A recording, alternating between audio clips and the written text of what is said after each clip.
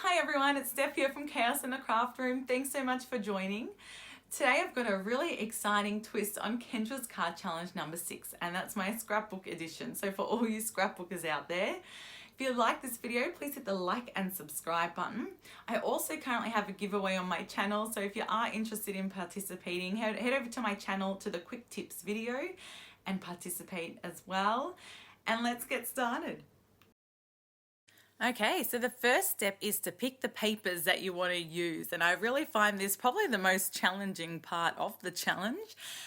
So you really want to pick papers ideally that are double-sided, and I also, when I first look at the layouts, I look at what papers to go together. So I found in Kendra's card challenge number 6, papers A and B go together. E and C go together, and D and F go together the most. Of course, they can all be on some of the pages.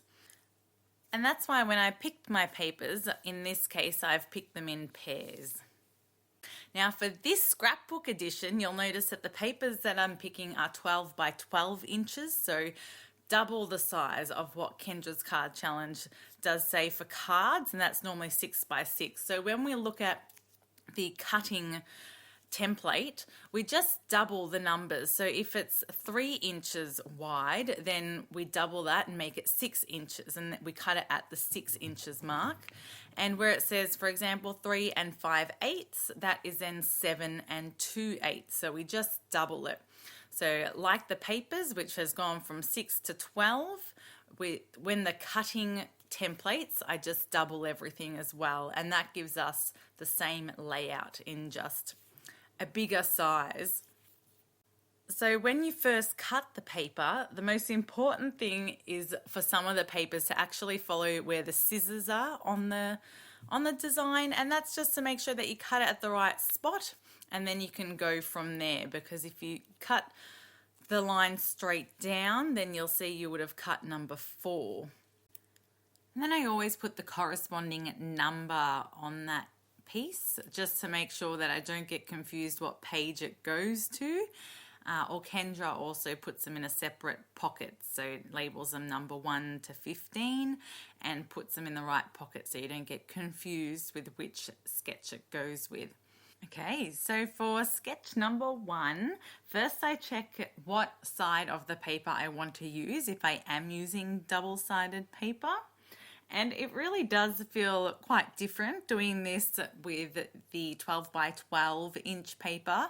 Everything feels supersized compared to when you're using the 6 by 6 inch paper.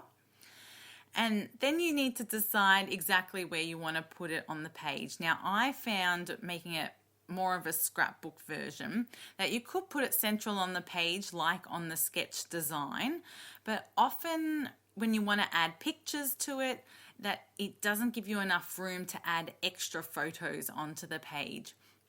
So for this example, I've kept it central, but you'll see in a lot of my other examples that I've actually moved the feature pieces of cardstock to the side to allow me to add more photos to the page.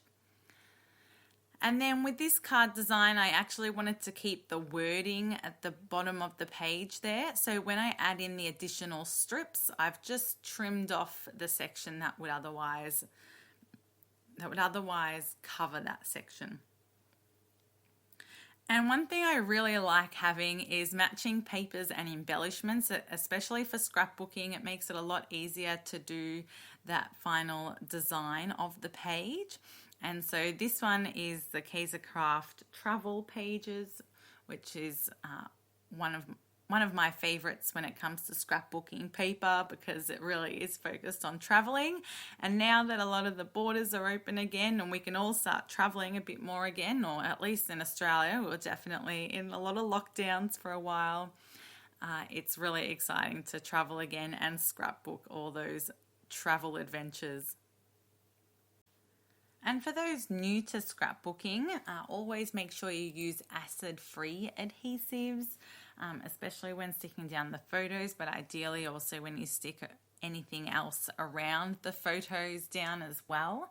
And that's really because the processing of the photo uses an acid formulation. And if the photo comes in contact with an acidic adhesive, then the acid starts to bleed into the photo, causing them to yellow. And that's why we want to use an acid-free or pH-neutral glue. And then for my final little embellishments, where Kendra has the 3 circles on the sketch, I've used wooden embellishments, which is something I don't often do in scrapbooking, as I find it can make it a bit too bulky, but because this was going to be one of my first pages, I thought it would be okay.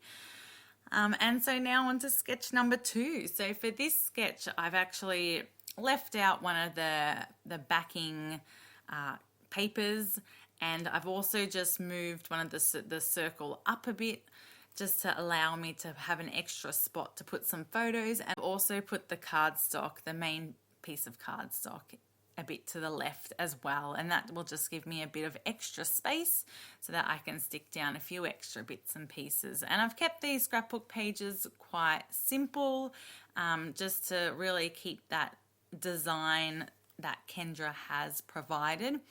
But often I will add a lot more embellishments and notes to it, which I still might go and do. When I'm traveling, I often like to collect lots of little bits and pieces and keep my tickets from things, so I can stick that in my scrapbook as well. And I'm not sure how many of you also keep a bit of a travel diary, just so you remember the order that you do things in, and things that you want to put in the scrapbook. I certainly do, as I usually otherwise forget. But I find that's what makes these scrapbooks so much fun, is that they really keep so many memories, and you really look at the photos, or I personally look at the photos much more often when they're in a scrapbook compared to when they're on my computer. Okay, so for scrapbook sketch number 3. So for this one, the main cardstock is meant to be sort of lengthways, but I've rotated it to be more of a horizontal piece, and that's really just because I thought it fitted a lot better with the design of the page, and that way I can add 2 photos. And I've used the strip up the top. I've used this one because I love the little saying, and so the adventure begins. And I also thought the little clouds can also be part of those extra 3 little embellishments that Kendra has on the sketch as well. And I do find with scrapbooking, I often get a little bit lost of where to start with the page when I am starting to create a certain scrapbook page. And so I find using these sketches and these layouts are a really good starting point of how to start the page, and makes it really simple to get started.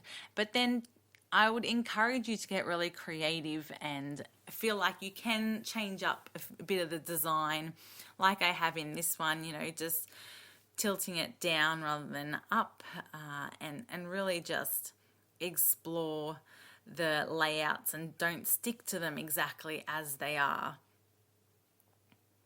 Kendra always does say, we can change the location of things a little bit as well. So the only thing I do find a little bit more challenging when using this challenge for my scrapbooking is that I usually try and match the colors of the photos that I'm using with the paper and the colors that I'm using on the actual scrapbook page. So that's something that I had to adjust a bit, or choose my photos according to the color of the paper.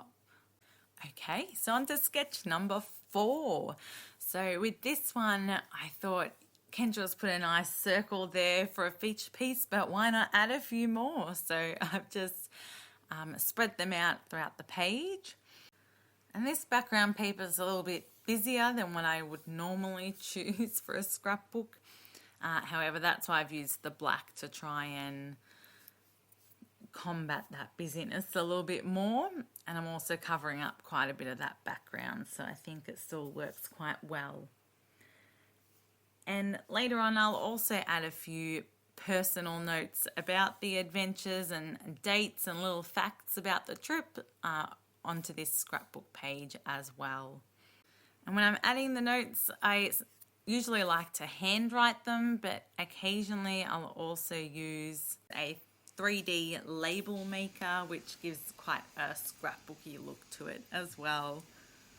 So for page number 5, I've swapped out the one little flag piece there to a plain piece of cardstock, and that's something Kendra says we can do if we ever find the patterns clash with the design. So that's really helpful to have. And I've also in this one got some vellum. So to stick down the vellum, my tip is just not to go directly with the glue onto the actual vellum, but puts the glue down on a separate bit of paper and then wipe or dab it on. And I find that then you can't actually see the glue on the vellum when you stick it down. And I was trying to decide if I wanted the background flags to be white, considering it was vellum. I could have played around with it a bit, but because the actual vellum is pink and a colour itself, it didn't work that well. So maybe next time I need to pick a vellum with a white background. But I still found this page worked really well, and I really just love this design and layout. So I didn't want to add too many photos to this page. I'm just going to add a few of the smaller photos, the printouts from photo booths, and write lots of little notes and comments and documents around it. And I get confused sometimes in which order these flags needed to go in, and so when I first pick my papers, I write down what paper correlates to what letter paper it is, if it's paper A or B. And so in layouts like this, I can then refer back to those little tips. So that's what I had written there on those sticky notes. And I decided to off-center this just a little bit to give me a bit of extra space to the side. And I thought the theme of this card is really a lot of flags. So I thought, why not add a few extra flags to the right there? And that's all the scrapbook examples I have for you today, but I'll certainly be posting my other ones in the future as well. And I can't wait to see if you create any scrapbook pages as well with these layout designs, and I love to see the way you've created and interpreted these. Thank you so much for watching. I hope you really enjoyed this video. Please hit the like and subscribe button, and I can't wait to see you next time. I'll soon be releasing my part B of this video as well for how I've created the other scrapbook pages.